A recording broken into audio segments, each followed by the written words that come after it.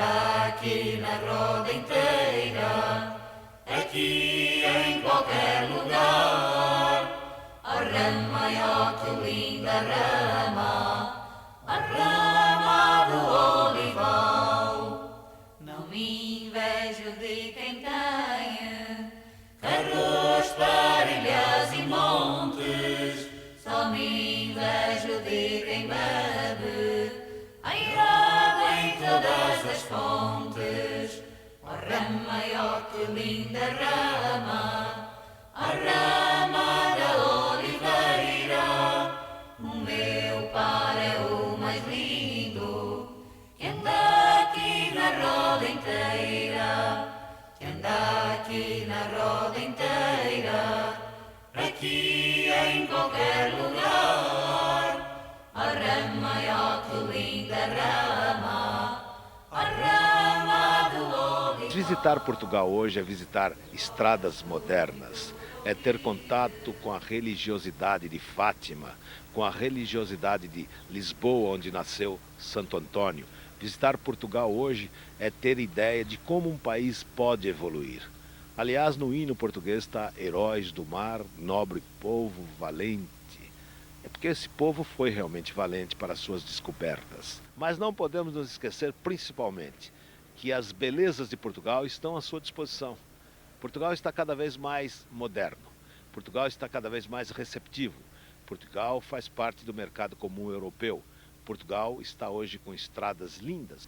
E aqui você faz uma viagem no túnel do tempo, visitando pontos maravilhosos, além de uma gastronomia excelente, de vinhos realmente agradabilíssimos.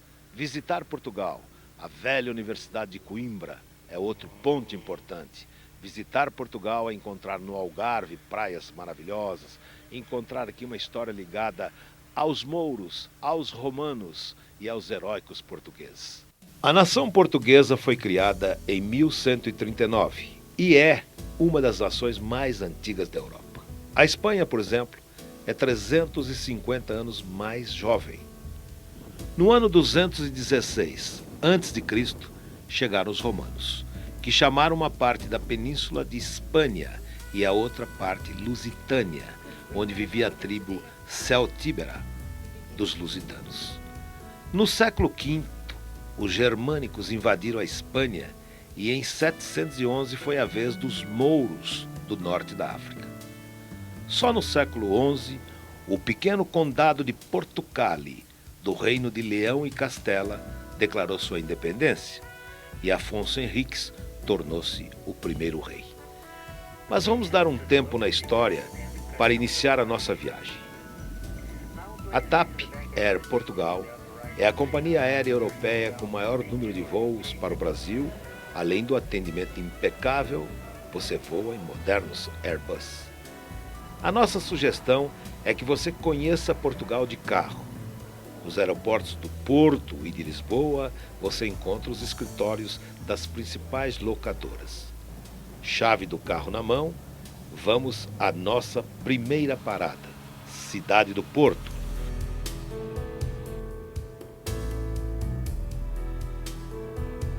Tombada pela Unesco em 1996 como Patrimônio da Humanidade. O Porto apresenta um valioso conjunto de construções e monumentos históricos. O Rio Douro e suas pontes maravilhosas tornam a cidade inconfundível. A ponte Dom Luís I, projetada por Gustave Eiffel em 1886, é uma das joias guardadas pela cidade. Eiffel foi o homem que construiu a torre que leva o seu nome em Paris. Tesouro valioso é o seu estilo, a sua gente, o seu famoso vinho. As uvas que se transformam no vinho mais famoso do mundo são cultivadas na região do Alto Douro, em condições únicas, pelo solo rico em xisto. Foi a primeira região vinícola do mundo a ser demarcada. Farto das falsificações, o Marquês de Pombal, em 1756, criou os limites territoriais para a produção do vinho. Dentro destes limites fica Vila Nova de Gaia, a cidade irmã do Porto, cidade onde ficam as caves, onde o vinho é produzido, envelhecido, engarrafado e exportado para o mundo todo. É só atravessar a ponte e escolher uma das caves para apreciar e conhecer o melhor vinho do Porto. Mas antes, uma parada é indispensável. É de Vila Nova de Gaia que se tem a melhor vista da cidade do Porto. Estes barcos ancorados são os rabelos. Suas maravilhosas velas trazem o nome, na maioria das vezes, inglês, da cave que produz o vinho transportado. Vamos entrar na cave do Calém e conhecer todos os tipos de vinho do Porto. O branco, à medida que vai envelhecendo, vai ficando sempre mais escuro, enquanto que o tinto é ao contrário. O tinto, à medida que vai envelhecendo entre os barris, vai ficando sempre mais claro. No branco temos 3 tipos diferentes. Temos o branco seco, o branco meio seco e o lágrima, que é o mais doce de todos. Os tintos são sempre doces e podem ser servidos ou como aperitivo ou como digestivo. O mais jovem de todos os tintos chama-se Ruby, envelhece apenas 3 anos dentro do valseiro. Tem este nome Ruby devido à sua cor bastante intensa, como podem ver, tem uma cor escura, uma cor rubi, e também devido ao seu próprio sabor, tem um sabor muito frutado. O Tawny envelhece no mínimo 5 anos, 3 anos nos valseiros, depois vai para as pipas e continua o processo de envelhecimento dentro das pipas. Temos aqui uma garrafa Tawny com 5 anos, que é o velhotes Tawny. De qualquer forma, existem Tawnies com indicação de idade de 10, 20, 30 até 40 anos. Temos aqui exemplo de uma garrafa de Tawny com 20 anos. De qualquer forma, todas estas Tawnies que eu referi de 10, 20, 30 e 40, o número que nos aparece aqui é sempre uma média de idades, porque trata-se de vinhos lutados, ou seja, neste caso pode-se, por exemplo, lutar um vinho de 20 anos com um vinho de 22 anos ou com um vinho de 18. Depois faz-se essa média de idades e é esse número que vem como indicação. Quando nós temos um ano em que o vinho é especialmente bom, em que a qualidade do vinho é bastante superior aos outros, não lutamos esse vinho com os outros, engarrafamos apenas esse vinho desse ano específico, porque é especial. Temos sempre que colocar na garrafa a data em que foi feita a colheita e a data em que foi feito o engarrafamento. E o vinho de colheita deve envelhecer dentro dos barris no mínimo 7 anos, mas pode também envelhecer até 40 anos. O vintage é considerado o melhor vinho do Porto de todos, porque além de ser feito com uma colheita verdadeiramente excepcional, são escolhidas as melhores uvas numa colheita excepcional, é também o único vinho do Porto que continua a envelhecer mesmo depois de engarrafado. O vinho deve estar sempre em contacto com a rolha para que a rolha não seque. Passado no mínimo 10 anos, se bem que o vintage pode envelhecer por 40, 50 anos, até 100 anos, se quisermos, um dia antes de o abrir devemos colocá-lo na vertical. Porque como o vintage não foi filtrado, tem sedimentos, tem depósito, assim o depósito vai se acumulando lentamente no fundo, decanta-se o vinho e então podemos bebê-lo. De qualquer forma, o vintage tem uma particularidade. É um vinho muito delicado, que em contacto com o ar começa rapidamente a perder qualidades e oxida, daí que depois de aberto deva ser consumido em 2 dias. Obviamente não será difícil, porque é muito bom. Finalmente temos o Lake Bottle Vintage. Como podem ver, também tem cá o nome de Vintage, mas não é propriamente um vintage, é porque este vinho não envelhece em garrafa. É um vinho feito a partir do mesmo ano, da mesma colheita como se faz a vintage, mas em vez de envelhecer diretamente na garrafa, fica mais tempo dentro do balseiro, entre 4 a 6 anos, 6 anos no máximo. Faz o seu processo de envelhecimento dentro do balseiro, antes de ir para a sala de engarrafamento é filtrado e é por isso que já não envelhece mais. É um vinho jovem, mas é um vinho jovem de qualidade superior, porque foi feito a partir da mesma colheita com que se fez o vintage.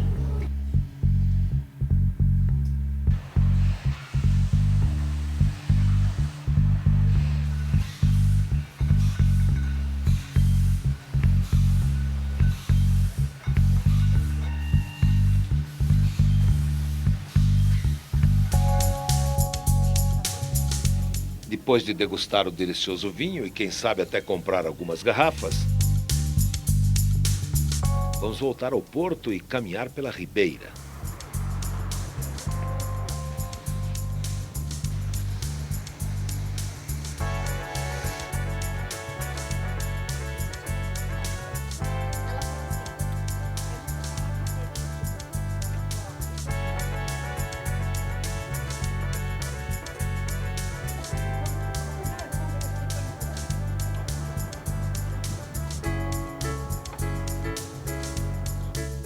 A caminhada e o vinho abrem o apetite. Comida típica aqui é a famosa tripa.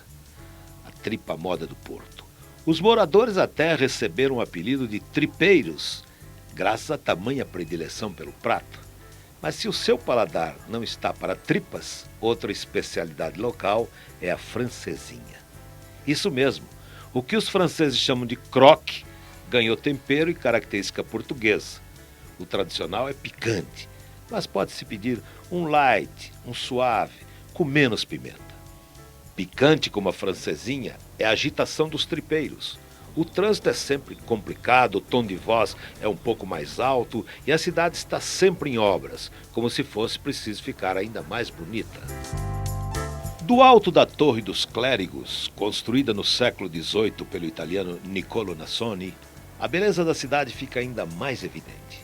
É só gastar um pouco de energia e subir os 225 degraus da torre de igreja mais alta de Portugal, com 75 metros.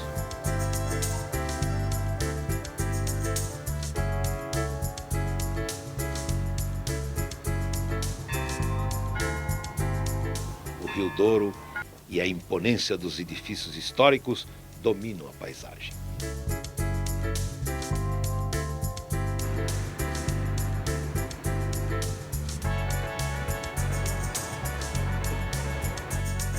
A Sé do Porto, construída no século XII em estilo românico, é um marco histórico da cidade. Aqui nasceu o Porto. Era uma catedral fortaleza e a cidade desenvolveu-se à sua volta.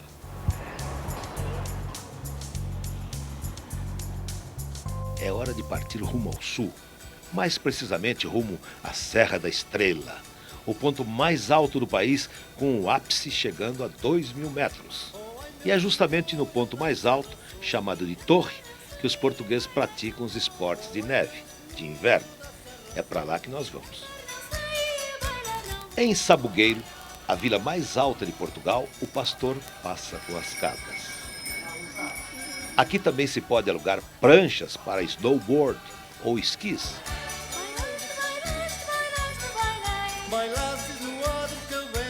A neve continua caindo na torre e as estradas estão fechadas.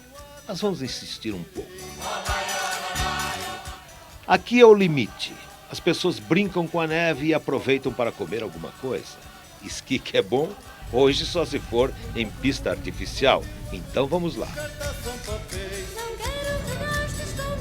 No caminho entre rios e lagoas, também é possível ver ou até comprar o cão pastor da serra, português legítimo. No caminho para Manteigas, onde fica a pista de esqui, encontramos com a neve. Aqui é a nascente do Rio Mondego, o rio imponente que cruza Coimbra e deságua em Figueira da Foz, no marco da nascente, versos escritos por Camões. Delgadas, claras águas do Mondego, doce repouso de minha lembrança. E aqui estamos, na pista de esqui. São duas pistas, uma serve de escola e a outra é para os mais experientes. O preço, a partir de R$40 por 2 horas.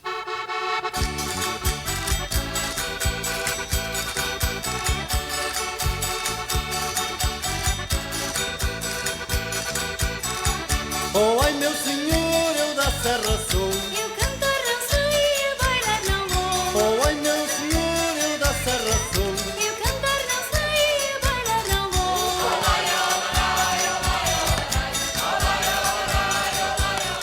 No caminho para Bussaco e Coimbra, passamos por Belmonte, cidade onde nasceu Pedro Álvares Cabral. E logo estamos em frente ao monumento à Batalha de Bussaco.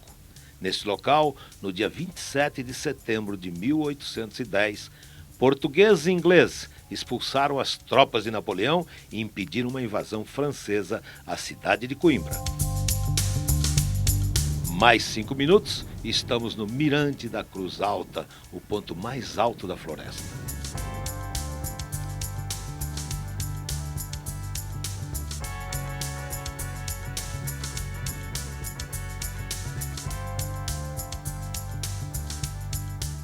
Outro ponto alto é o Palácio do Bussaco. Este edifício, em estilo neomanuelino, começou a ser construído por Luigi Manini em 1888 e só ficou pronto em 1907. O palácio foi encomendado pelo rei Carlos, que morreu antes da obra ficar pronta. O seu filho Manuel II visitou o lugar brevemente. Comenta-se que ele trouxe a atriz francesa Gaby Deslys para viver um ardente romance. Hoje o palácio não é privilégio de reis. Qualquer pessoa que tenha no bolso de 200 a 1.000 euros pode ficar hospedado no Hotel Palace Bussaco.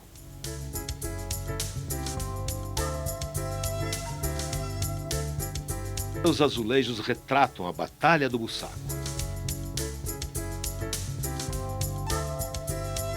Os jardins, bem cuidados, fazem parte de uma grande floresta com vários tipos de flores e 6 fontes de água mineral. Na entrada do hotel, muito luxo e beleza.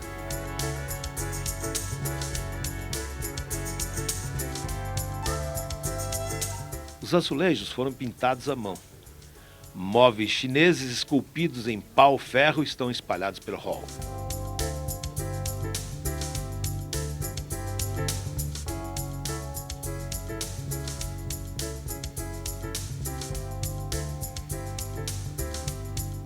No bar e no restaurante é possível beber o vinho do Bussaco, uma exclusividade do hotel, que só pode ser bebido no local. A qualidade e produção limitadíssima fizeram sua fama no mundo do vinho. Mais alguns quilômetros estaremos em Coimbra, a cidade-museu que já foi capital do país e possui uma das mais antigas universidades da Europa. 6 reis portugueses nasceram em Coimbra. A cidade foi conquistada dos mouros no ano 878 e reconquistada 100 anos depois. Em 1064, foi libertada por Fernando o Grande, de Castela, e em 1139, o primeiro rei de Portugal, Afonso Henriques, escolheu Coimbra como capital do país. Em 1256, a capital mudou definitivamente para Lisboa. Hoje, o distrito de Coimbra tem mais de 400 mil habitantes.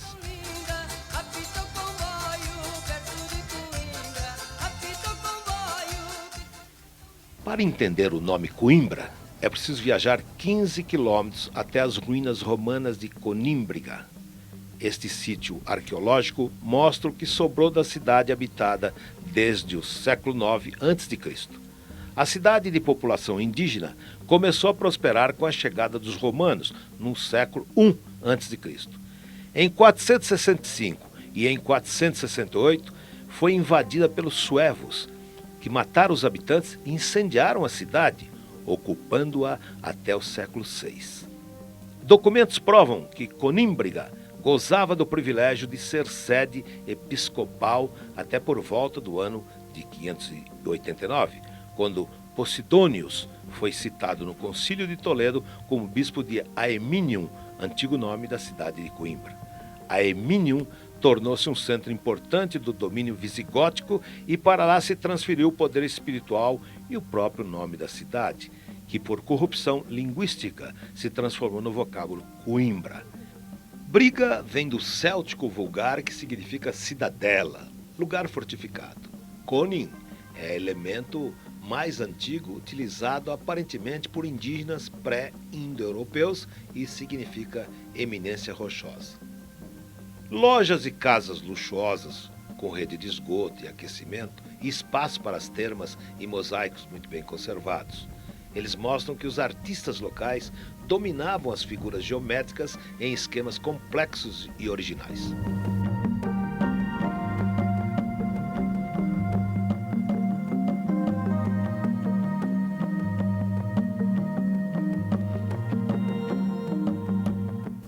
Em Conímbriga está uma das maiores casas do Império Romano já descobertas, a Casa das Fontes.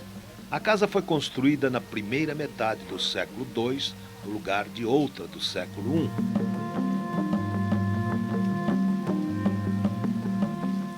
Possui uma área pavimentada de mosaicos, com 569 metros e vestígios de pintura mural. O Lago Central é cercado de canteiros ajardinados e jogos de água que o tornam único.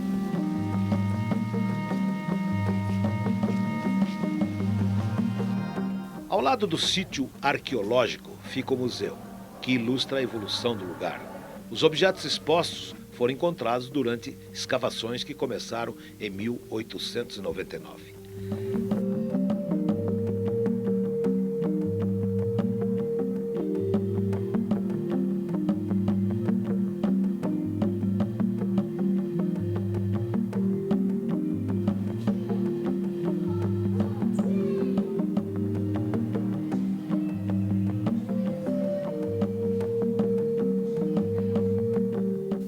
Na antiga Aeminium, ou seja, Coimbra, também ficaram vestígios.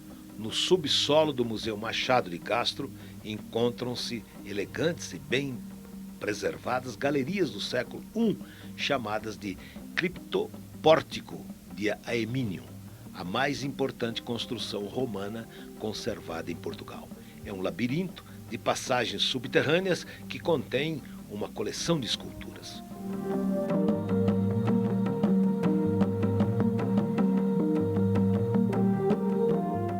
O nome do museu é uma homenagem ao mais notável representante da escultura portuguesa, Machado de Castro.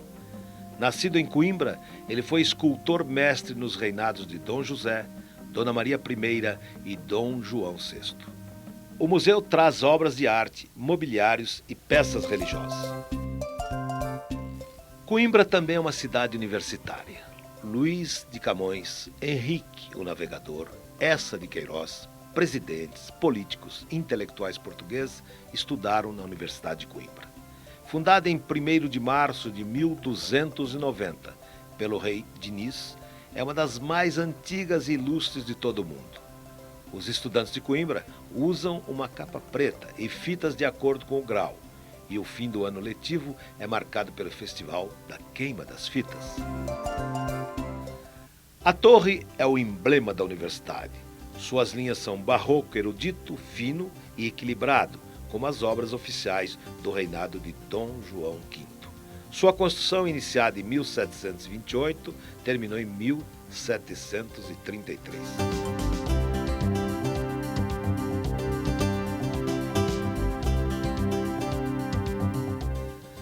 A Capela de São Miguel começou a ser construída em 1517, uma das obras-primas do estilo manuelino de feição naturalista. Só ficou pronta na sua forma atual no século XVIII. Tem um dos mais notáveis altares maneiristas do país. A pintura do teto é obra do lisboeta Francisco de Araújo, do final do século XVII. O imponente órgão barroco é de 1733 e os azulejos foram pintados em 1780 por Sousa Carvalho.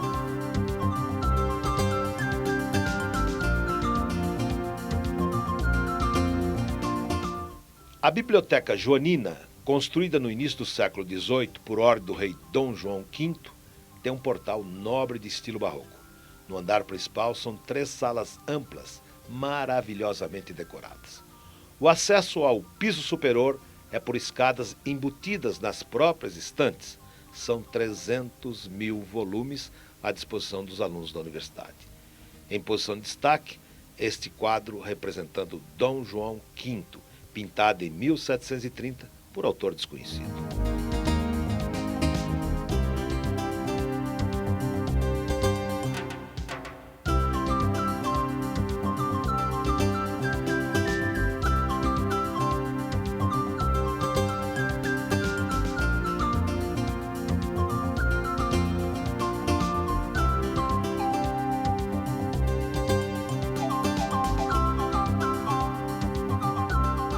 Saindo da universidade, percebemos por que Coimbra é chamada cidade-museu. A Sé Velha, em estilo fortaleza, foi erguida para marcar o triunfo sobre os mouros em 1064, antes mesmo da fundação do Reino de Portugal. Pedro I e Inês de Castro teriam se casado aqui secretamente. Também foi o local da coroação de Sancho I, filho de Afonso Henriques, primeiro rei de Portugal.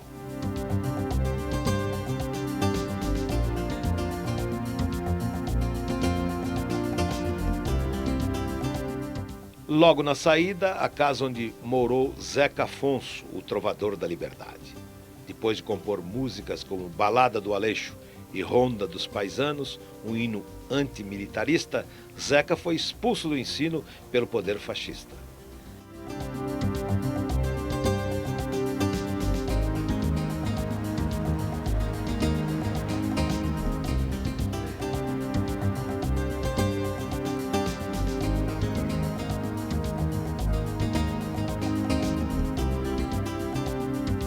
Mas não é só a música popular que encanta Coimbra.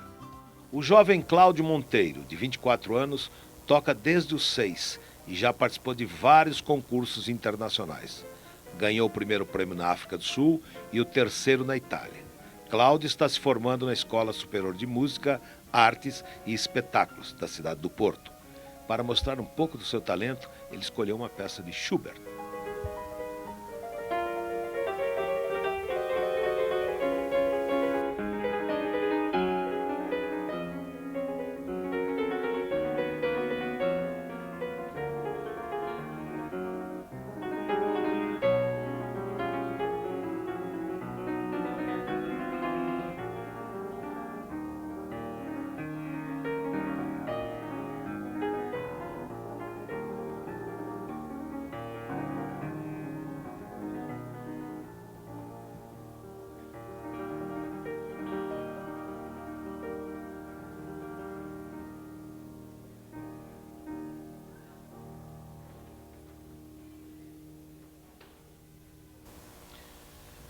Coimbra também tem uma atração que une adultos e crianças, Portugal dos Pequenitos.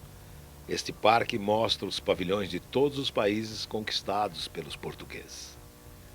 Um mapa gigante mostra os caminhos percorridos pelos valentes navegadores.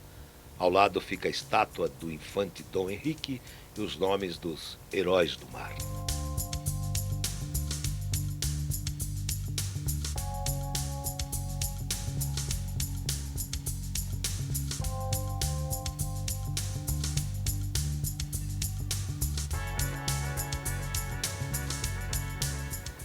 Em outra parte do parque, algumas cópias de monumentos portugueses e casas que mostram a arquitetura de diversas regiões do país.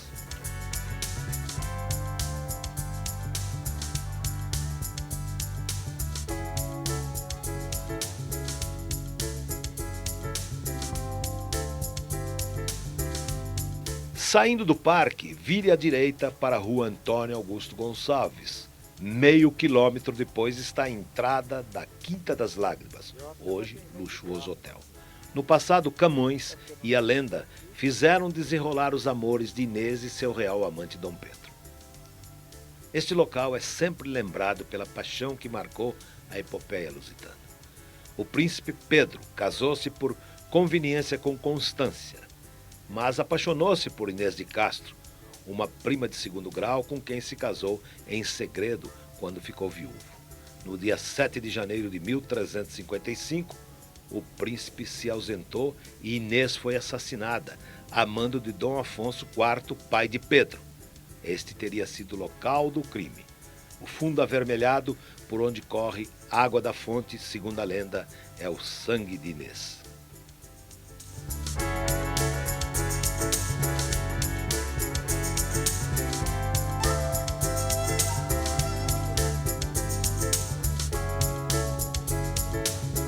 As filhas do Mondego, a morte escura, longo tempo chorando, memoraram, e por memória eterna, em fonte pura, as lágrimas choradas transformaram. O nome lhe puseram, que ainda dura, dos amores de Inês que ali passaram. Vede que fresca fonte rega as flores, que lágrimas são a água e o nome amores. Luís de Camões.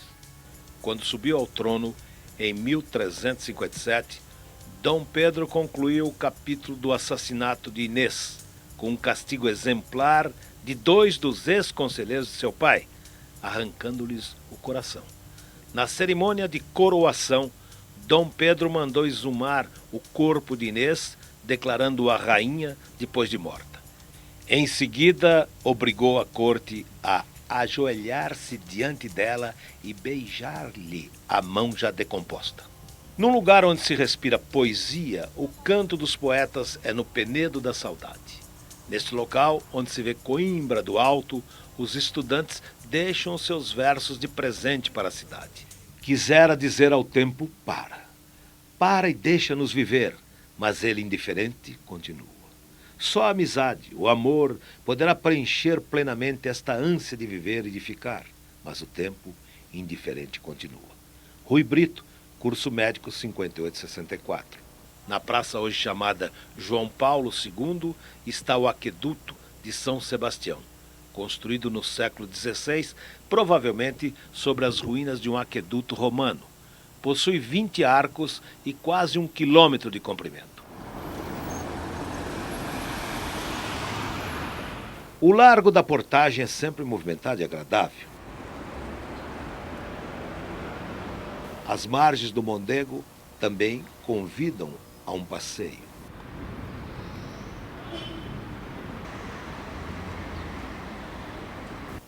Este é o Arco de Almedina, entrada para a cidade antiga.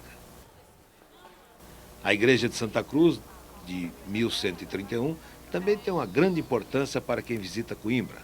Lá estão enterrados o primeiro rei de Portugal, Afonso Henriques, e o seu filho, Dom Sancho I.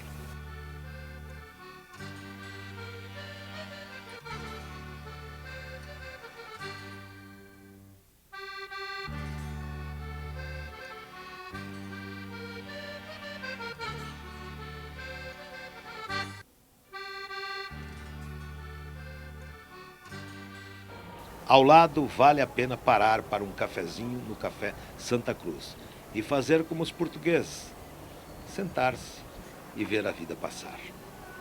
Mas o tempo não para. E já estamos de novo na estrada. A poucos quilômetros de Coimbra está a Figueira da Foz, uma grande praia com boas ondas para os surfistas. A cidade também tem um famoso cassino e hotéis de luxo. Nos anos 30, espanhóis endinheirados e famílias ricas da região de Beira gastavam um pouco de suas fortunas aqui. Seguindo pela mesma praia, chega-se a Buarcos, casas simples e azulejos com motivos religiosos enfeitam ainda mais as antigas ruelas do povoado.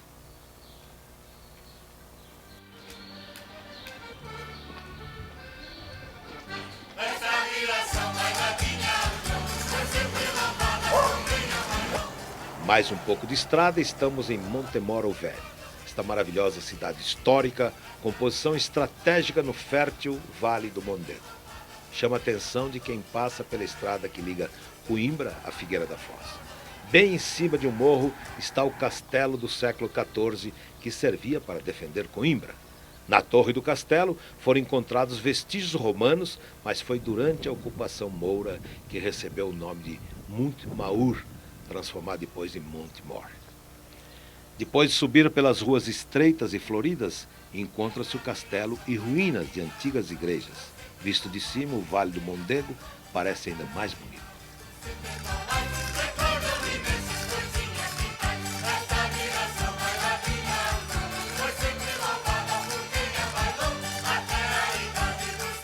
As estradas portuguesas estão muito bem conservadas e oferecem total segurança ao motorista que respeita a sinalização. Depois de percorrer pouco mais de 100 quilômetros, chegamos a Fátima. Peregrinos do mundo todo pagam suas promessas e visitam o santuário onde a Virgem Maria apareceu para 3 pastorinhos. São 4 milhões de visitantes por ano. As aparições aconteceram no local onde está esta capela construída a pedido da Virgem. Lúcia Santos, que é freira carmelita, Jacinta e Francisco Marto, viram Nossa Senhora pela primeira vez no dia 13 de maio de 1917. Ela pediu que as crianças voltassem ao mesmo lugar durante 6 meses, sempre no dia 13.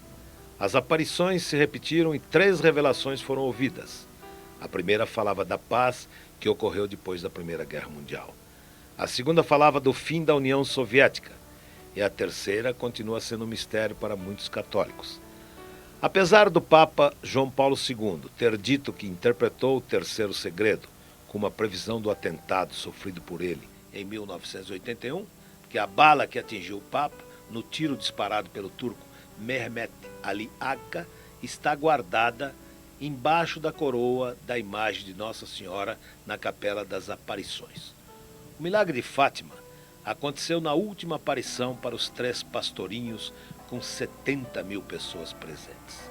O sol ficou parecido com um disco de prata e todos puderam olhar para ele sem dificuldade.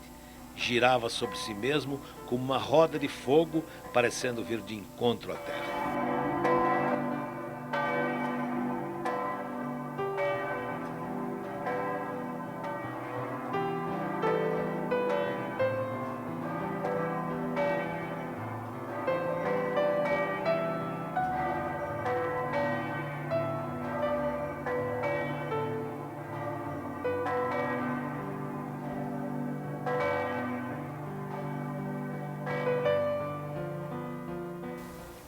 A basílica, em estilo neobarroco, começou a ser construída em 1928. Está rodeada de santos e tem uma torre de 65 metros. Sua esplanada é 2 vezes maior que a Praça de São Pedro, em Roma. Dentro da igreja estão os túmulos dos pastorinhos Francisco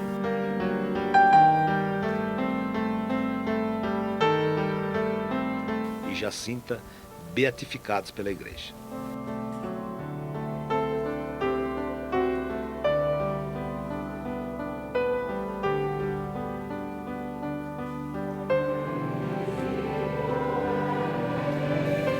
Quem quiser saber mais sobre o Santuário de Fátima, é só visitar a página oficial na internet www.santuario-fatima.pt/, tudo em minúsculo.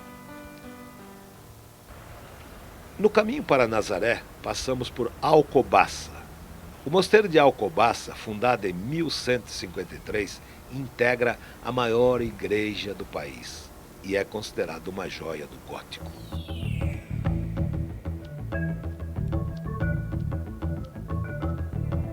Lembra da história de Dom Pedro e Inês de Castro? Pois é, depois de ser coroada rainha, foi novamente enterrada num belo túmulo de mármore ao lado do túmulo de Dom Pedro para que voltasse a ser reunido após a morte. Tais contra Inês os brutos matadores, no colo de alabastro que sostinha as obras com que amor matou de amores aquele que depois a fez rainha, as espadas banhando e as brancas flores que ela dos olhos seus regados tinha, se encarniçavam, férvidos e irosos, no futuro castigo não cuidosos. Luís de Camões. Chegando a Nazaré, já é possível ver o mar raivoso de onde os valentes pescadores traziam o sustento de suas famílias. Hoje, a beleza da cidade atraiu os turistas. Bons restaurantes, hotéis estão em toda parte e a tradição também. A sardinha continua secando ao sol. As avós passeiam com os netos e as mulheres esperam os maridos pescadores com as 7 saias. 7 saias coloridas por serem 7 os dias da semana. 7 as cores do arco-íris e 7 por lendas, tradições e ações bíblicas relacionadas com o número. Quando os pescadores iam para o mar, as mulheres sentavam-se na areia com as 7 saias que protegiam do frio, da maresia e traziam sorte na pesca e na vida.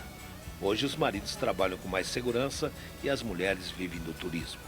Dona Gertrudes vende doces e frutas secas. Tá bonito, hein? Comprei aqui uma medidinha, vai lá ver. Olha, tem aqui este figozinho, arranjado por mim. É figo com o quê? Sim, senhor. Figo recheado com mel e amêndoa. Figo recheado com mel e amêndoa? Isso é bom, então. Arranjado por mim. Muito bom, muito gostoso. Ah, isso é bom.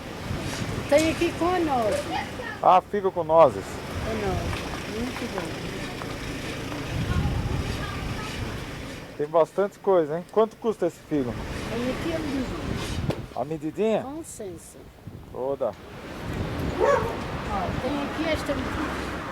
E quanto custa? 5 euros. Bem cheinha até cá acima. Quando reconhece o nosso sotaque, lembra de um amigo brasileiro que há tempos não escreve e enche o seu coração de saudade. Senhor Fausto. Desejo para si e para a sua família toda um grande abraço. Tenho muitas saudades vossas, porque já há muito tempo que não me escreve. Obrigado. O que ele faz lá em São Paulo? Ele é dentista. Ah, ele é dentista? É dentista. E muitos abraços ao Sr. António, ao Sr. Dr. António, que também não me escreveu, não sei porquê. Os restaurantes servem boa comida com peixes e mariscos sempre frescos. As ondas atraem os surfistas.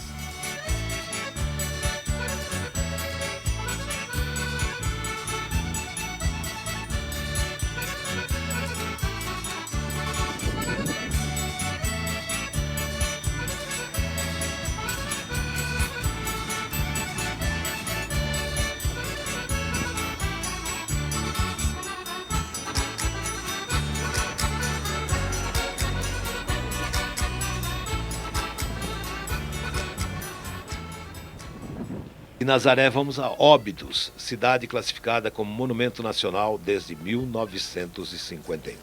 Entre pela porta da vila e observe uma capela oratório revestida de azulejos do século XVIII.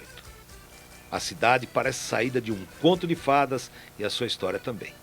Conta-se que Dom Afonso Henriques conquistou a cidade dos mouros, disfarçando seus soldados em árvores. A princesa árabe, que estava na janela, perguntou ao pai se árvores eram capazes de caminhar.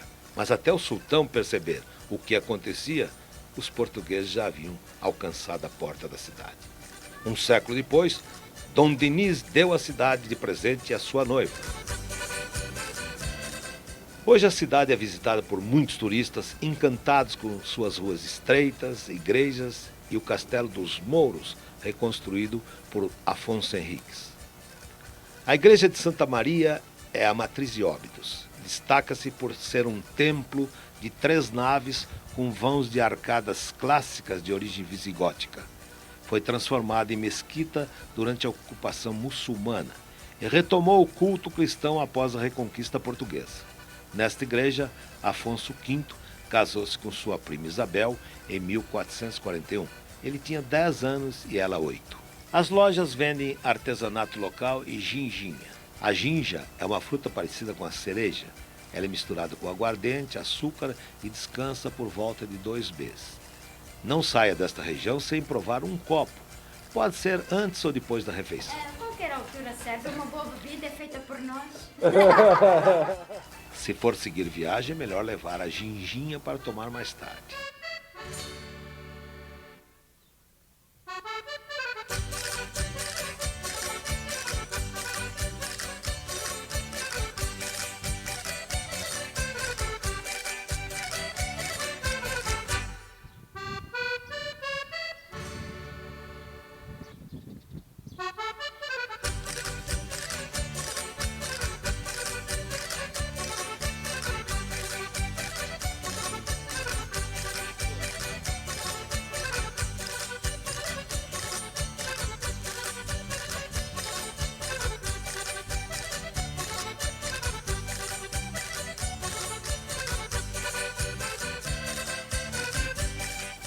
Nós seguimos até Santarém, cidade que se chamou Praesidium Julium, durante a ocupação romana, passando a Chantarim em poder dos mouros.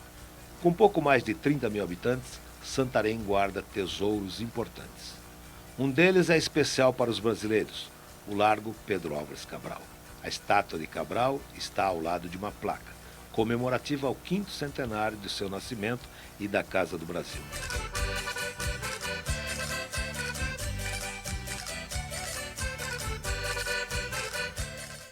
Em frente está uma das igrejas mais belas de Santarém, a Igreja Nossa Senhora da Graça, de 1380, reconhecida como uma joia do gótico português. Dentro da igreja está o túmulo de Pedro Álvares Cabral, que descobriu o Brasil em 1500.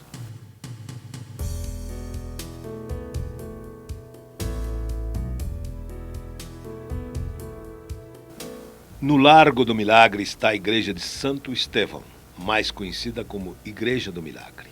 No século XIII, uma pobre mulher que era constantemente ofendida pelo marido, pediu o auxílio de uma bruxa, que pediu a ela que trouxesse uma hóstia consagrada para realizar o feitiço. Quando saiu da igreja, a hóstia transformou-se em sangue. Chegando em casa, a mulher guardou a hóstia dentro de uma arca, mas no meio da noite, ela e o marido acordaram e viram a casa toda resplandecente. Misteriosos raios de luz saíam da arca. A sagrada partícula foi levada à igreja de Santo Estevão e conservada numa custódia feita de cera. Passado algum tempo, ao abrir-se o sacrário para a adoração dos fiéis, encontrou-se a cera feita em pedaços e a sagrada partícula guardada misteriosamente nesta âmbula de cristal. No caminho para Lisboa, entramos em Queluz, onde está o Palácio Real. O antigo pavilhão de caça da corte portuguesa foi transformado em Palácio de Verão, em 1747, por ordem de Pedro, o filho mais moço de Dom João V. Depois do casamento de Pedro com Maria I, em 1760, o palácio foi ampliado pelo arquiteto francês Jean-Baptiste Roubilon. O palácio serviu de residência para a família real até 1807, quando foram para o Brasil, fugindo das tropas de Napoleão.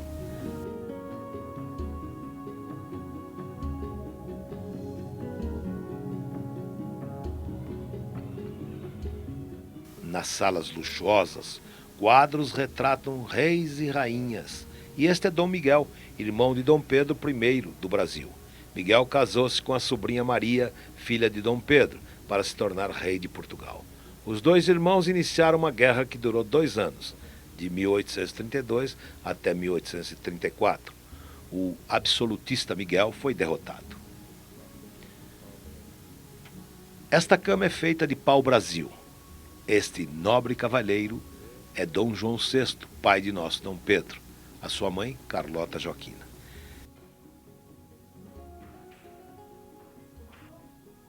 E aí está ele, Dom Pedro, o primeiro imperador do Brasil. Dom Pedro nasceu e morreu neste quarto, chamado Quarto Dom Quixote. No teto, figuras do cavaleiro errante justificam o nome do quarto.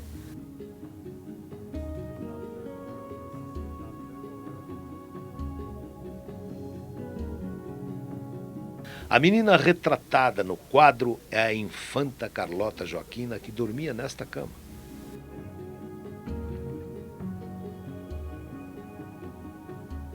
No canal revestido de azulejos, a família real passeava de barco.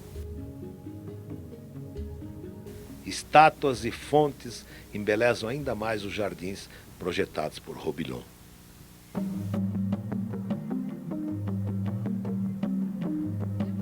Bem próximo de Queluz está a cidade de Sintra, patrimônio da humanidade desde 1995. No tempo dos romanos, Sintra era conhecida por Monte Sagrado e depois foi chamada de Serra, ou Monte da Lua, na ocupação islâmica. Foi reconquistada em 1147 por Dom Afonso Henriques. Este é o Palácio Nacional de Sintra, construído em cima da residência do governador muçulmano para ser residência da realeza portuguesa até 1880. Mas o palácio que domina a paisagem é o da Pena. Sua construção, do século XIX, é uma mistura de estilos arquitetônicos. Foi o marido de Maria II, filha de Dom Pedro I do Brasil, que mandou construir o palácio. Fernando Saxe-Coburgo-Gotha pediu ao arquiteto alemão Barão von Esweg que construísse esse palácio de estilos variados. Depois da proclamação da República, em 1910, o palácio foi aberto ao público, do jeito que estava quando era ocupado pela família real. A cidade inteira é um grande museu. Visitantes do mundo inteiro andam pelas ruelas e admiram sua arquitetura. Uma boa dica é dar uma pausa para o café acompanhado dos doces regionais. Os travesseiros e as queijadas da periquita já espalharam sua fama pelo mundo. O antigo castelo de provável ocupação muçulmana durante o século IX tinha a função de vigiar Lisboa e arredores. Com o avanço da Reconquista para o sul, o castelo perdeu sua importância estratégica e foi totalmente abandonado durante a Segunda Dinastia. Nos finais do século XV, alguns judeus, segregados do resto da comunidade por ordem régia, habitavam o castelo, depois acabaram sendo expulsos junto com outras minorias étnicas e religiosas. O terremoto de 1755 e o desgaste provocado pelo tempo deixaram o castelo em ruínas. No século XIX, Dom Fernando II restaurou a velha fortaleza.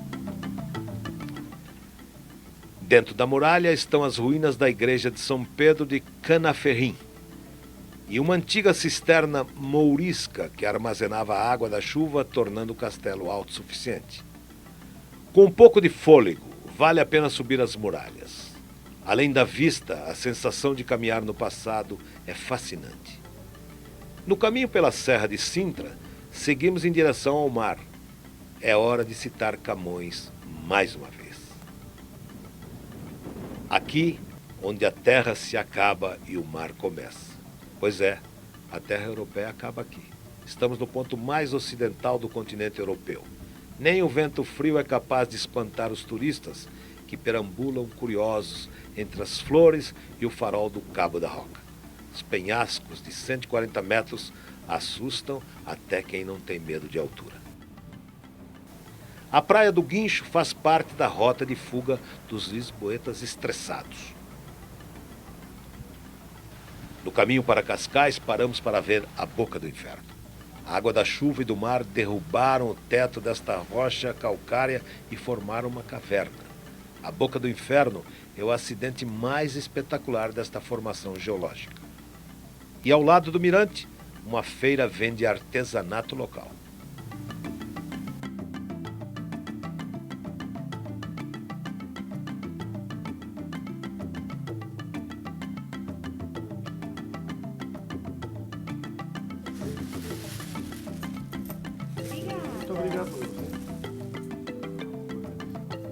Cascais tornou-se o local preferido da aristocracia lisboeta em 1870, quando o rei Dom Luís, marinheiro e amante da pesca, decidiu transformar a casa dos governadores da cidadela em residência de veraneio da corte.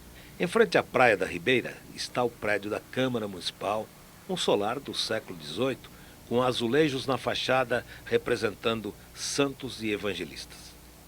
Ao lado está a estátua de Dom Sancho I. O largo com palmeiras é chamado Passeio Dom Luís, em homenagem ao monarca que retirou Cascais do marasmo. No verão é difícil encontrar lugar para se esticar em uma das praias de Cascais. Até com o tempo frio, tem gente que se arrisca. Outros preferem o banco da praça ou uma boa caminhada nos calçadões repletos de lojas das mais variadas grifes.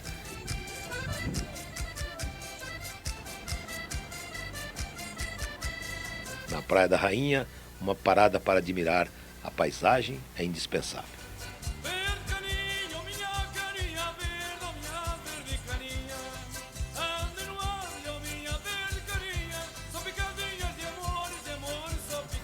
Seguindo pela costa em direção a Lisboa, encontramos Estoril. Esta cidade praiana, de clima ameno, é famosa também pelo seu cassino, situado no alto do Parque Central. Durante o dia, os jardins floridos convidam a caminhada. À noite, o cassino apresenta suas atrações musicais, seus shows e as mesas de jogos.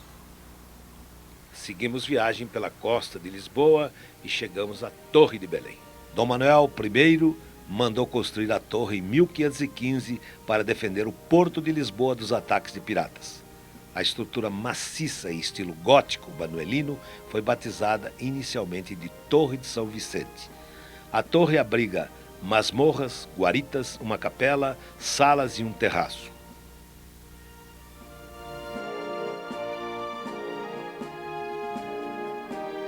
Bem ao lado está o padrão dos descobrimentos projetado pelo arquiteto italiano Cottinelli Telmo. O monumento foi construído para simbolizar o local da partida das caravelas e representa a proa de uma nau onde seguem as figuras mais significativas do século XVI. O primeiro que aparece segurando uma caravela é o infante Dom Henrique, patrono dos descobridores, chamado de Henrique o Navegador. O segundo é Afonso V, patrono dos exploradores. Vasco da Gama, que venceu o temido Cabo da Boa Esperança, é o terceiro. E em quarto está Pedro Álvares Cabral. Do outro lado estão Dom Manuel I, o pintor Nuno Gonçalves e o poeta Camões, segurando uma página dos Lusíadas. Em frente, um mapa em forma de bússola mostra os caminhos percorridos pelos heróis portugueses.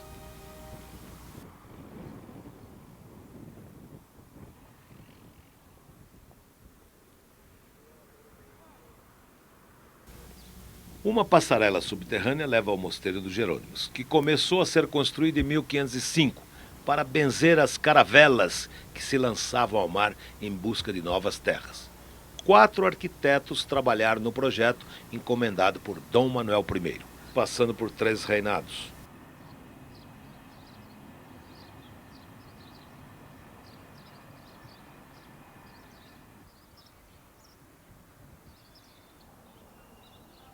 Tudo no mosteiro refere-se aos descobrimentos. As colunas lembram palmeiras tropicais, os remates de pedra têm feitio de cordas usadas nos navios e outros elementos decorativos imitam plantas de terras distantes. Até o túmulo de Dom Sebastião repousa nas costas de 2 elefantes. Aliás, o túmulo está vazio. O rei nunca retornou de uma batalha em 1578. Reis e rainhas estão sepultados aqui. Logo na entrada da igreja, os túmulos de 2 heróis nacionais. Este, entalhado com símbolos de viagens marítimas, é de Vasco da Gama. Do outro lado, o túmulo de Luís Vaz de Camões, que escreveu o épico Os Lusíadas.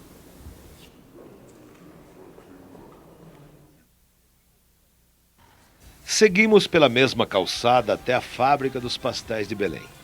Esse café, inaugurado em 1837, faz os famosos doces recheados com creme. As salas são decoradas com painéis de azulejos e a clientela é bastante variada. Jovens, crianças, famílias inteiras, turistas, todos querem provar o famoso pastel quentinho e crocante, acompanhado de canela e açúcar, ao gosto do freguês. Pela Avenida Marginal chega-se ao centro de Lisboa. Na Praça do Comércio, bem em frente ao Rio Tejo, fica a estátua equestre do rei José I, feita em 1775 por Machado de Castro.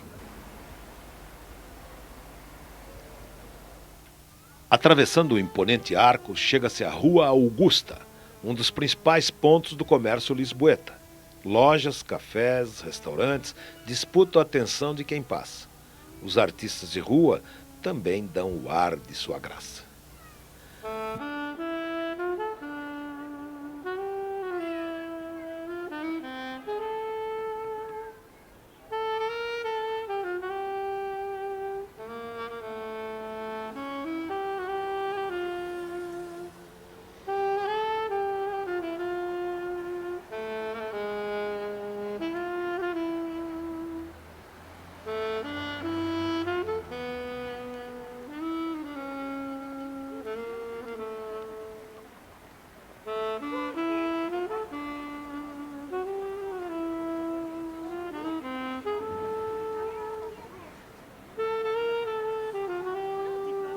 Da Rua Augusta já se pode ver o elevador de Santa Justa, conhecido também como elevador do Carmo. O elevador, construído em ferro no início do século, foi projetado pelo arquiteto francês Raoul Mesnier du Ponsard. Tem 32 metros e é a forma mais confortável de se chegar ao bairro Alto. Para quem sobe só para admirar a vista, pode passar alguns minutos no café Céu de Lisboa. Seguindo pela Rua Augusta, chega-se à Praça Dom Pedro IV, o nosso Dom Pedro I do Brasil. Esta praça, bem cuidada e movimentada, também é um ponto de encontro nos cafés e pastelarias famosas, como a Pastelaria Suíça e o Café Nicola. Daqui também se tem uma boa visão de importantes pontos turísticos, como o Castelo de São Jorge e as ruínas da Igreja do Carmo, a nossa próxima visita.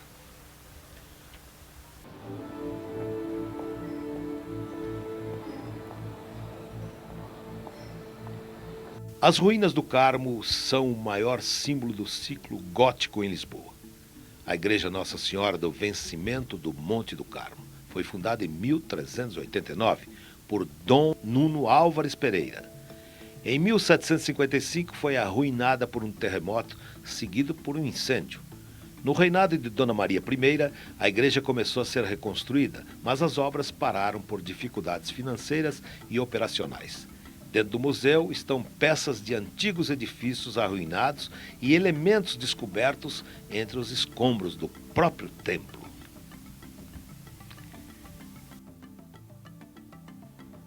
Seguindo pelas ruas do bairro do Chiado, paramos em frente ao café A Brasileira, em estilo Art Nouveau. Em uma das mesas está a estátua de Fernando Pessoa. Inaugurado nos anos 20, o Café A Brasileira era um importante ponto de encontro dos intelectuais da época. Vale a pena dar uma paradinha para um café, afinal, como escreveu o próprio Fernando Pessoa, tudo vale a pena se a alma não é pequena. Vale a pena também subir pelo bairro de Alfama, até o Castelo de São Jorge, e recomendamos a subida de bonde, aqui chamado de elétrico.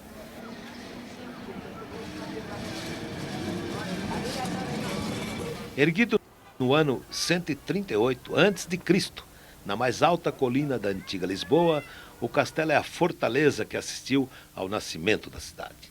Passaram por aqui fenícios, gregos, romanos, árabes. O nome do castelo vem do mártir São Jorge, guerreiro da Capadócia, padroeiro dos ingleses. Quando os ingleses ajudaram os portugueses a expulsar os mouros, há séculos instalados em Lisboa, gritavam antes dos combates: Saint George, Saint George! Por isso o castelo acabou ganhando o nome do santo. O castelo é um polígono quadrangular com muralhas de 10 metros e uma dezena de torres. Ficou em ruínas após o terremoto de 1755 e só foi restaurado em 1938. A fortaleza abre às 9 horas da manhã e desde cedo os turistas tiram fotos e disputam espaço nas muralhas de onde se tem as melhores vistas de Lisboa. Daqui se vê a Ponte 25 de Abril, construída por Antônio Oliveira Salazar, que era ditador então, em 1966. Aliás, a ponte tinha o nome do governante, mas com a Revolução dos Cravos, que restaurou a democracia, no dia 25 de abril de 1974, a ponte mudou de nome. Do outro lado da ponte está também o Cristo Rei, inspirado no Cristo Redentor do Rio de Janeiro. O Mosteiro do Carmo, o elevador de Santa Justa, as praças e o maravilhoso Parque Eduardo VII também chamam a atenção aqui de cima.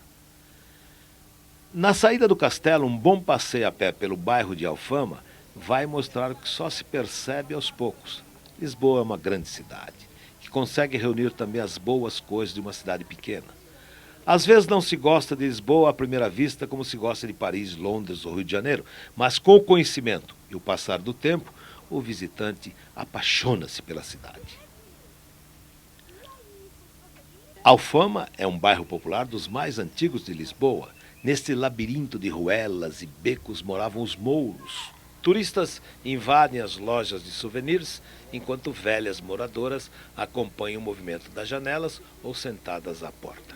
Seguindo pelo bairro, encontramos a sede de Lisboa, construída entre os séculos 9 e 10 sobre uma mesquita. É um dos únicos edifícios que resistiram ao terrível terremoto de 1755. Mais uns passos e chegamos à igreja de Santo Antônio de Lisboa. Um dos santos mais populares da Igreja Católica, ficou mais conhecido por Santo Antônio de Pádua, cidade italiana, onde viveu boa parte de sua vida.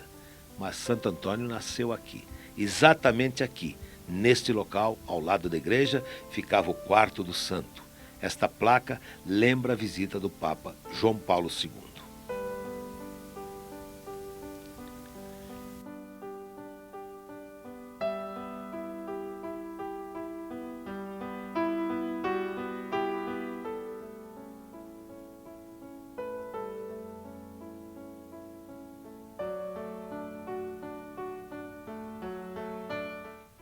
A Avenida da Liberdade é para Lisboa o que a Avenida Paulista é para São Paulo, a Avenida Atlântica é para o Rio de Janeiro e a Champs-Élysées é para Paris. As calçadas limpas e bem conservadas servem de moldura para os jardins floridos, os hotéis de luxo e as lojas das principais grifes do mundo. O trânsito é movimentado, mas não chega a perturbar. A Praça Marquês de Pombal é um ponto de referência da cidade. Daqui saem avenidas largas e movimentadas.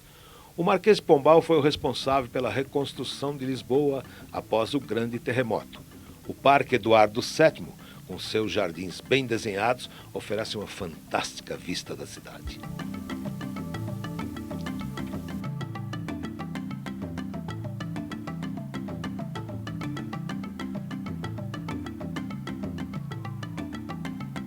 Os pavilhões da Expo 98 continuam sendo uma grande atração da cidade. A Torre Vasco da Gama, o teleférico, o pavilhão de shows e congressos, além de restaurantes, lojas e um grande shopping center, o Centro Comercial Vasco da Gama.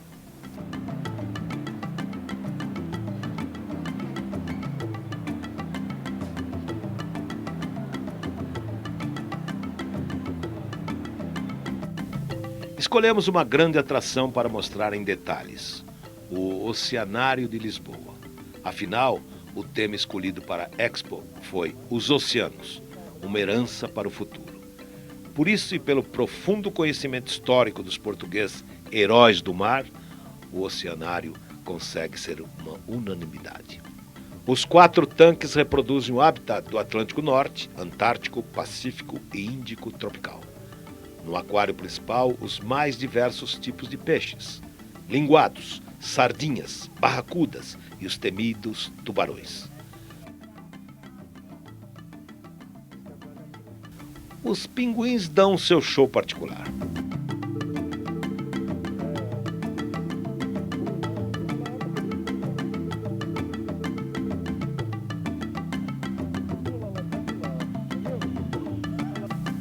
E as lontras marinhas mostram toda a sua energia. Como num verdadeiro oceano, peixes coloridos e arraias convivem pacificamente. Saindo de Lisboa, vamos em direção ao Alentejo.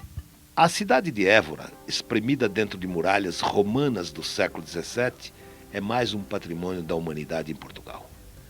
A Igreja da Sé, construída em 1186, reúne elementos românicos, góticos, manuelinos, renascentistas e barrocos. No pórtico, em mármore, as esculturas representam os 12 apóstolos. No interior da igreja, destaque para a tela de Assunção da Virgem, de Agostinho Massucci, e para o Cristo crucificado, feito em madeira de cedro. O convento dos Lóios, um mosteiro do século XV, é hoje uma pousada onde os hóspedes dormem em celas e jantam em claustros. Na mesma praça, o Templo de Diana, uma joia arqueológica do século I. Inicialmente chamado de Diana, os historiadores de hoje tendem a considerá-lo dedicado a Júpiter ou ao culto do imperador Deus. Com quase 2000 anos, já serviu de torre militar do sistema defensivo medieval e do seu terraço, os partidários do mestre de Avis atacaram o alcaide-mor da cidade em 1384. Foi também açougue municipal durante muitos anos e só no século XIX foi liberto das paredes que o envolviam. Na igreja de São Francisco, o que mais atrai a curiosidade dos visitantes é a Capela dos Ossos. Logo na entrada da capela, a frase: "Nós, ossos, que aqui estamos, pelos vossos esperamos." Lúgubre.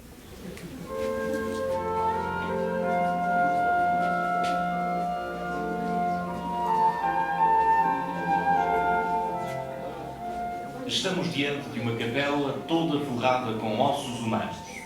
É conhecida como Capela dos Ossos e foi construída nos finais do século XVI e princípios do século XVII a partir de uma ideia que 3 frades franciscanos tiveram: refletir sobre a condição humana e o valor passageiro que a vida terrena tem e meditar sobre a morte e o que esta simboliza de definitivo.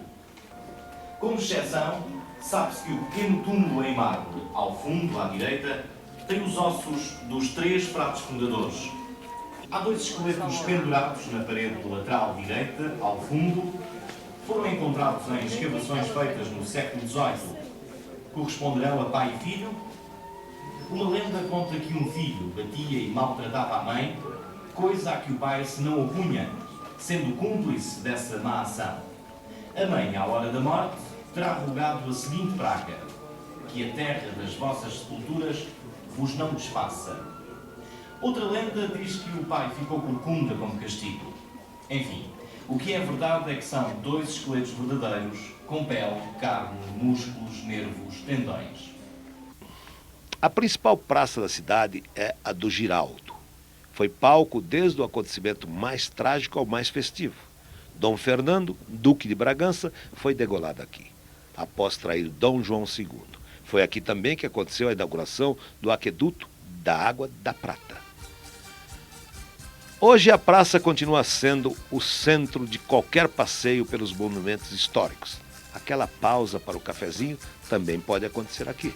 Quem quiser água fresquinha, vai à bica da Fontela. Quem beber a água da minha, nunca mais se esquece dela. O aqueduto da Água de Prata foi inaugurado em 28 de março de 1537. A construção foi encomendada por Dom João III e realizada pelo arquiteto Francisco de Arruda. O Alentejo, especialmente nesta região, produz alguns dos melhores vinhos do mundo. Estes vinhedos são da Fundação Eugênio de Almeida, que produz o famoso vinho Peramanca e o Cartucha de Évora. Borba, Estremoz e Reguengos de Monsaraz são algumas cidades onde se produz grandes vinhos. Escolhemos para nossa visita a Herdade do Esporão, em Reguengos de Monsaraz. Nesta casa você encontra salas de degustação, um excelente restaurante com vista para os vinhedos e uma loja com os vinhos produzidos aqui.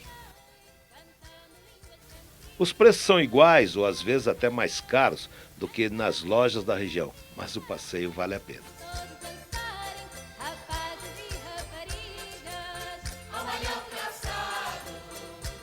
Os vinhedos de variadas castas e idades servem para diferenciar os diversos tipos de vinhos produzidos pela adega. As rosas servem de escudo para as ricas plantações. Se alguma praga estiver por perto, a primeira vítima é a roseira. Assim, as providências podem ser tomadas a tempo. Saímos de Reguengos de Monsaraz em direção ao Algarve e passamos por Beja, capital do Baixo Alentejo. A cidade começou a ter um papel importante na história no tempo dos romanos. O nome da cidade, derivado de Pax Julia, recorda a pacificação das tribos nos tempos de Júlio César. A Torre do Castelo, conhecida como Torre de Menagem, foi construída no reinado de Dom Dinis. De cima dos seus 36 metros, tem-se uma boa vista da cidade. A Igreja de Santa Maria da Feira, usada como mesquita durante a presença árabe, é outra rica herança do passado guardado por Beja.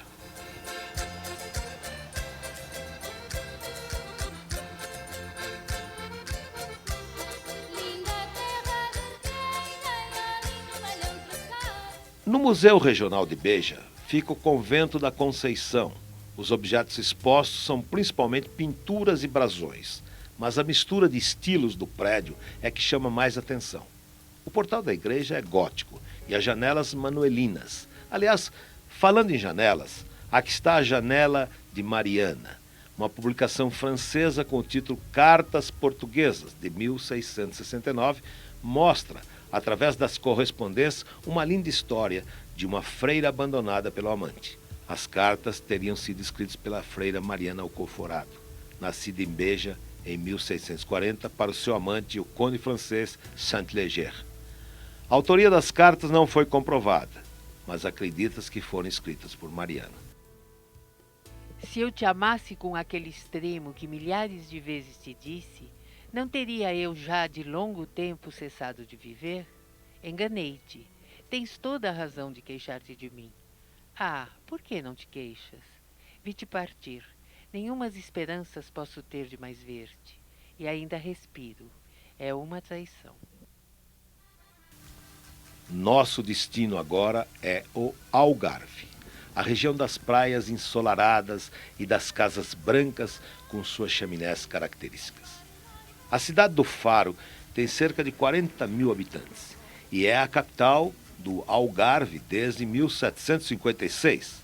Foi a primeira vila de pescadores pré-históricos, depois feitoria de fenícios e gregos, passando pelo domínio romano e fundação de um principado árabe. No tempo dos romanos era chamada Ossónova.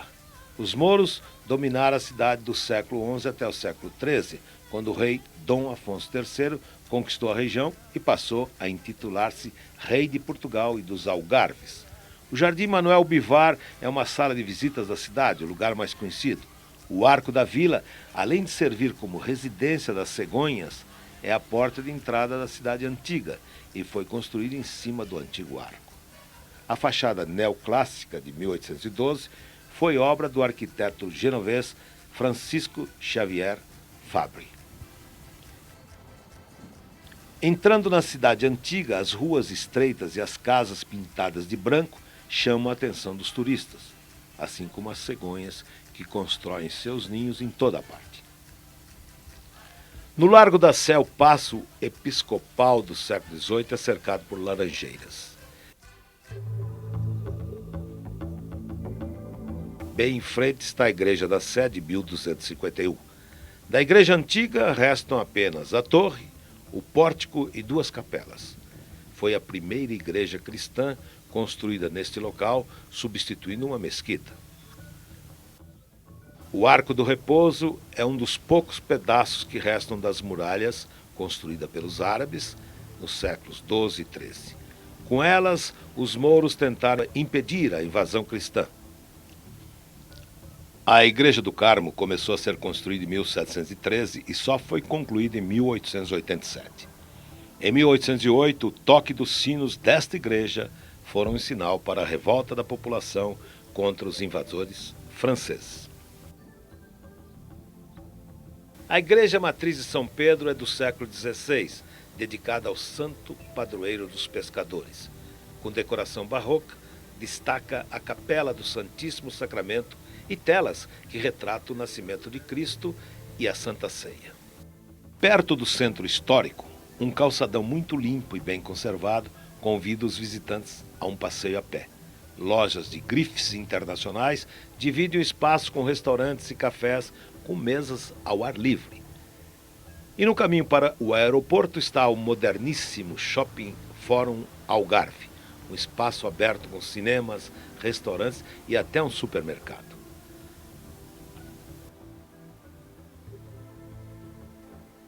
Mas a maior atração do Algarve são as praias. São elas que atraem milhares de turistas que fogem do inverno rigoroso do norte europeu.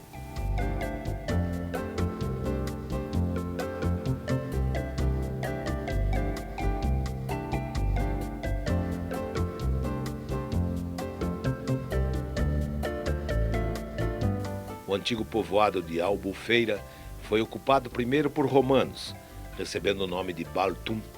Seu nome atual vem do período muçulmano, Albuera, que significa castelo do mar.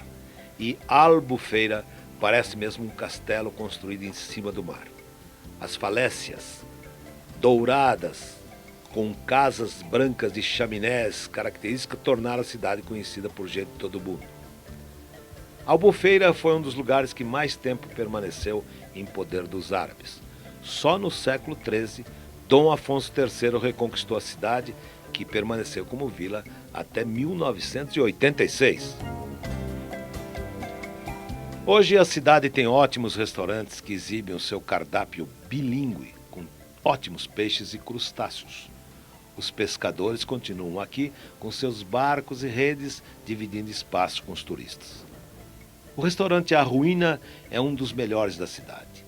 É só sentar-se de frente ao mar e escolher um bom peixe fresco que será limpo e preparado na hora. No centro turístico tem até um rodízio brasileiro.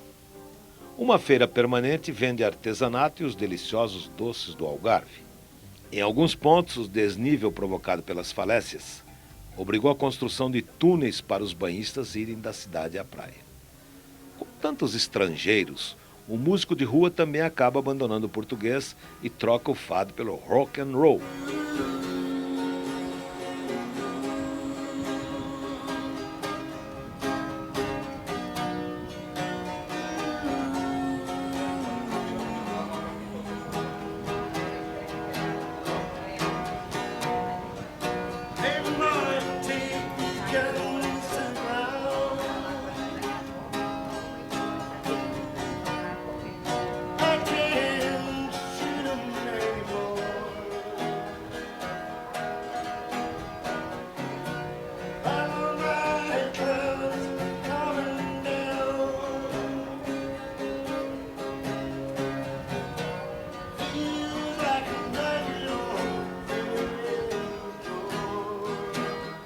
Albufeira também tem excelentes hotéis e várias praias, todas muito bonitas.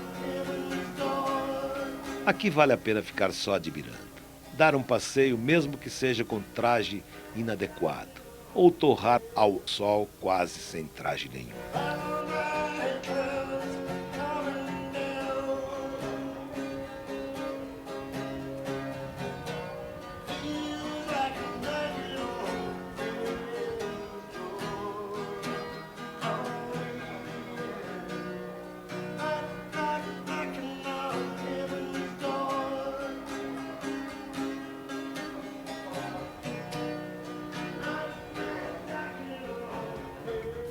Saindo em direção à Ponta de Sagres, paramos na bela e movimentada cidade de Lagos. A cidade conserva ainda as fortificações do tempo dos mouros. Nesse local, onde está a estátua do navegador Gil Eanes, que dobrou pela primeira vez o temido Cabo de Bojador, as muralhas continuam guardando a cidade. Com a ajuda de São Gonçalo de Lagos, que nasceu aqui em 1360, Lagos foi a capital do Algarve de 1576 a 1756 e foi um importante centro naval. Mais alguns poucos quilômetros e chegamos à fortaleza de Sagres.